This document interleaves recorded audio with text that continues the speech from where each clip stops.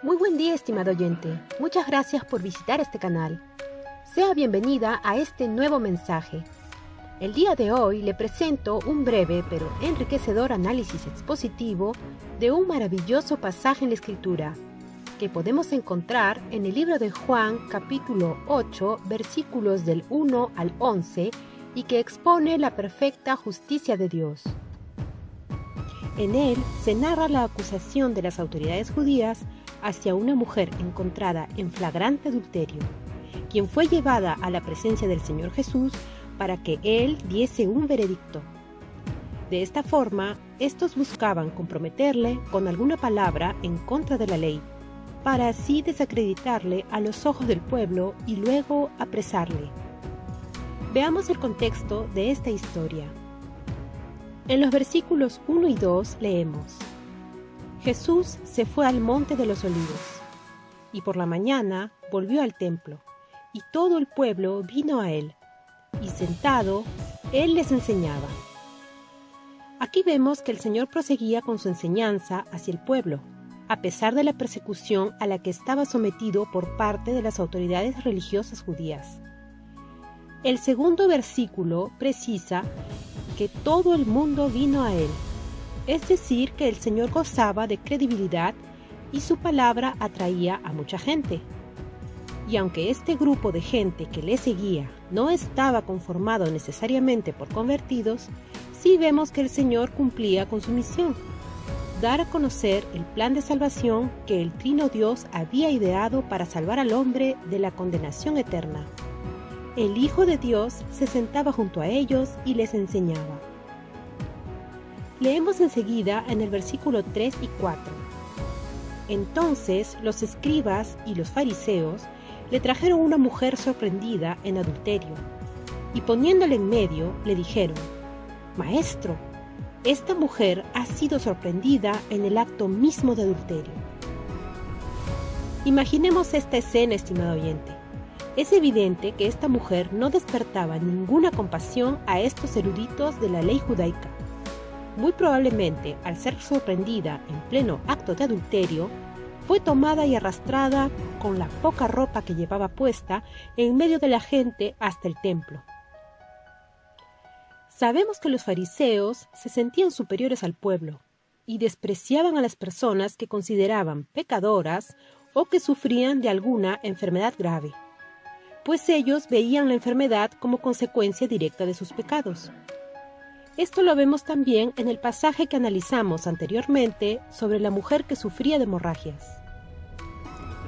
Y no solo eso, los fariseos eran tan evidentemente perversos y retorcidos en contra del Señor que incluso hasta es posible que hayan diseñado ese acto en complicidad con el varón adúltero, para poder atacarle.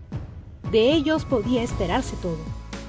Después, en los versículos 5 y 6 leemos: Y en la ley nos mandó Moisés apedrear a tales mujeres. Tú pues, ¿qué dices? Mas esto decían tentándole para poder acusarle. Pero Jesús, inclinado hacia el suelo, escribía en tierra con el dedo. Primero que nada, estimado oyente, recordemos la ley a la que hacen alusión los fariseos y que podemos encontrar en el libro de Deuteronomio, capítulo 22, versículo 22. Si fuere sorprendido alguno acostado con una mujer casada con marido, ambos morirán, el hombre que se acostó con la mujer y la mujer también. Así quitarás el mal de Israel. Entonces, estimado oyente, la ley es clara. Si dos personas son sorprendidas en adulterio, los dos debían ser condenados a muerte, tanto el hombre como la mujer. Sin embargo, aquí vemos que los fariseos solo trajeron a la mujer. Por supuesto que ella había cometido un pecado gravísimo y debía ser castigada. Pero, ¿dónde estaba el hombre que adulteraba con ella? ¿Por qué no fue traído junto a ella para ser ajusticiado? Esta situación pone en relieve un detalle importantísimo, que la Escritura presenta el Evangelio como un asunto jurídico. Entonces, si esta es la lógica que aplica Dios, quien es un juez perfectamente justo, también debemos analizar este caso de manera jurídica. Por lo tanto, observamos que desde un inicio este proceso presenta vicios y por su naturaleza el Señor jamás formaría parte de un proceso injusto, tal y como vemos en el caso de esta mujer, pues la ausencia del hombre involucrado en el adulterio vicia el proceso de juicio y lo invalida. El silencio del Señor revela su desaprobación. Entonces queda claro, estimado oyente, que los fariseos buscaban que el Señor actúe con misericordia hacia la mujer y por lo tanto hacerle caer en falta contra la ley. Pero eran incapaces de ver que su aplicación de la ley, torcida y tendenciosa, obviaba el principio básico de respeto de un proceso justo. Este es el primer punto que desautoriza y anula el proceso de ajusticiamiento reclamado por los fariseos, pues su proceso no es justo. Seguidamente encontramos en los versículos del 7 al 9. Y como insistieran en preguntarle, se enderezó y les dijo: El que de vosotros esté sin pecado, sea el primero en arrojar la piedra contra ella. E inclinándose de nuevo hacia el suelo, siguió escribiendo en tierra. Pero ellos, al oír esto, acusados por su conciencia, salían uno a uno, comenzando desde los más viejos hasta los postreros, y quedó solo Jesús y la mujer que estaba en medio. Estimado oyente, qué magistral la forma en la que el Señor Jesús expone la injusticia y la ignorancia de estos fariseos. El Señor hace un llamado a la primera herramienta que nos otorgó a todo ser humano para la aplicación de justicia: la conciencia. Así es, estimado oyente, Dios es un ser moral y por lo tanto imprimió en el alma de todos los seres humanos esta increíble herramienta que nos permite discernir entre lo bueno y lo malo.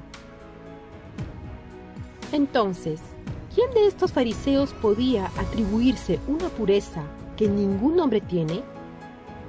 Todos ellos eran pecadores y por lo tanto también están condenados. ¿Sabía, estimado oyente, que para ser juez aquí en la tierra no se pueden tener antecedentes penales? De la misma manera y con mayor razón, estos acusadores no tenían ninguna autoridad moral ni espiritual para condenar a esta mujer. No sabemos qué escribía el Señor en la tierra, pero su silencio era más que elocuente. Uno a uno, los escribas y fariseos se fueron retirando ante la acusación de su propia conciencia. Pasaron de acusadores a acusados. Segundo punto que desautoriza y anula el proceso de ajusticiamiento reclamado por los fariseos, pues ellos están completamente desautorizados moral y espiritualmente. Finalmente, podemos leer en los versículos 10 y 11. Enderezándose Jesús, y no viendo a nadie, sino a la mujer, le dijo: Mujer, ¿dónde están los que te acusaban? ¿Ninguno te condenó? Ella dijo: Ninguno, Señor. Entonces Jesús le dijo: Ni yo te condeno. Vete y no peques más. Estimado oyente, el Señor Jesús se había quedado a solas con la mujer. Ella pudo haberse retirado una vez que los fariseos abandonaron el lugar. Sin embargo, su conciencia actuó poderosamente también en ella, pero fue más allá. Ella se sabía condenada por el adulterio cometido y se quedó a esperar el veredicto del Señor. Notemos que el Señor Jesús jamás minimizó el pecado de la mujer, ni la justificó de alguna manera, pues el pecado de adulterio es gravísimo y se paga con la muerte. Ni dijo como algunos falsos pastores del día de hoy: Yo odio al pecado, pero amo al pecador. No. Entonces, ¿cómo explicamos que el Señor no la haya condenado en ese momento? Porque Él sí podía juzgarla, no solo porque Él está libre de pecado, sino porque es Dios mismo. Simplemente, estimado oyente, el Señor nunca es misericordioso sin ser justo, y la justicia que ella merecía recibir caería sobre Él mismo en la cruz. Por lo tanto, aquí somos testigos de un maravilloso atributo del Señor de señores, del que muy poco o casi nunca se habla en las iglesias de hoy: su paciencia. Sí, estimado oyente, su paciencia, porque dejó partir viva a esta mujer, pero le advirtió claramente que no debe seguir pecando al decirle: vete y no peques más. El Señor le dio esta preciosa oportunidad, pues aún no había llegado el momento de ejecutar el plan de salvación al morir en la cruz. Notemos además que la mujer, al llamarle Señor, estaba asumiendo todo lo que Él era como Señor. Por lo tanto, aunque el sacrificio de Jesús en la cruz aún no se había producido, esta mujer, al ver lo que Jesús hizo con ella, creyó en Él. Y es evidente que en el futuro también creería en su muerte y su resurrección. Entonces, así como nosotros creemos en lo que sucedió mirando hacia atrás, los salvos del Antiguo Testamento y esta mujer creían hacia adelante. Por lo tanto, esa fe también le fue contada como justicia. Así que, estimado oyente, para el Señor, hasta la persona más malvada tiene una oportunidad de salvarse. Aquí lo más importante es aprender sobre la forma en la que el Señor aplica perfectamente su justicia y la paciencia que tuvo con esta mujer al darle una oportunidad para enderezar su camino hacia Él. Así que por favor, dése cuenta que si usted se encuentra en pecado y aún no ha resuelto su situación de condena ante el juez y Padre del Señor Jesús, su juicio será inmediato, irreprochable e implacable al morir, y sin ninguna posibilidad de reclamo, pues usted despreció su plan de salvación y agotó la paciencia que Él le otorgó. Entonces, si usted quiere ser salva, debe saber que solo pueden salvarse las personas que se convierten a través del verdadero Evangelio. Para esto, debe cumplir con las dos condiciones que manda el Señor en su palabra, en el libro de Marcos, capítulo 1, versículo 15, y que son las siguientes. Primera condición: usted debe presentarse ante Dios y reconocer sus injusticias, sus pecados del pasado y los que aún sigue cometiendo, y enseguida abandonarlos. Recuerde lo que el Señor le dijo a la mujer de nuestra historia: y no peques más. La decisión de cumplir con esta primera condición, la Escritura la define como arrepentimiento. Y la segunda condición es que usted debe creer que Dios descargó sobre su Hijo en la cruz el castigo y la justicia que usted merece recibir por sus injusticias. Estimada oyente, no lo dude dos veces y lo más pronto posible cumpla con estas dos condiciones para ser salva. Recójase en un lugar tranquilo y preséntese humildemente ante el Trino Dios con estas dos decisiones, y en sus palabras obedezca esas dos condiciones ante Dios. Espero sinceramente que este mensaje le anime a convertirse a través del verdadero Evangelio y sus dos condiciones bíblicas y jurídicas, y ser salva en la eternidad. Si lo desea, no dude en compartirlo en el apartado de comentarios de este video.